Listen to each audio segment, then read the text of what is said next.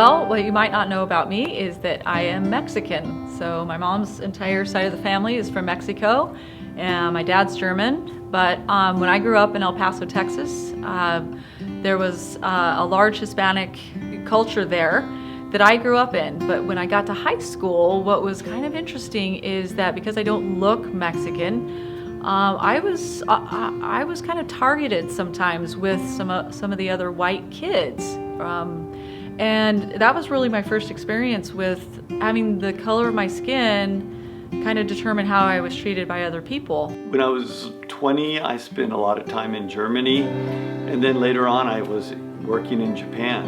And during those times you have some fantastic experiences, but at the same time you go through frustrations because the people don't necessarily react to you the way you think they will because of the different cultures you're in. But I've learned that it's really important to also then realize that the other people who come into your society that may have little cultural differences, you need to be very generous toward them and help them out and kind of embrace their differences. Knowing that culture is different from group to group, people to people, there are some common norms in our culture that we all experience, and it's those common norms we want to make sure we all kind of emphasize and help each other.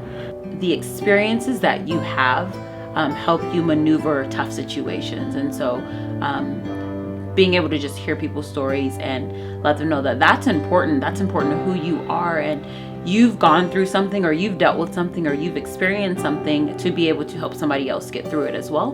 The minute we embrace somebody else, that second somebody feels more comfortable. Somebody's more comfortable to open up, somebody's more comfortable to share who they really are. And I think if this world was a little bit more like that, where people just felt like, hey, it's safe to be me, regardless of who I am, my background, where I come from, what language I speak, or how much I struggle with saying things, and I think this would be a more empowering place to live in. I see in my class all the time a really diverse group of students, and they come from different cultures.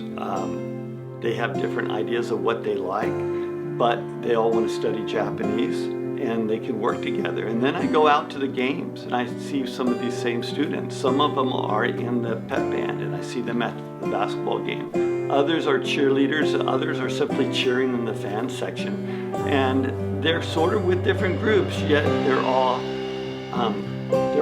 kind of pulling for Curtis and pulling together.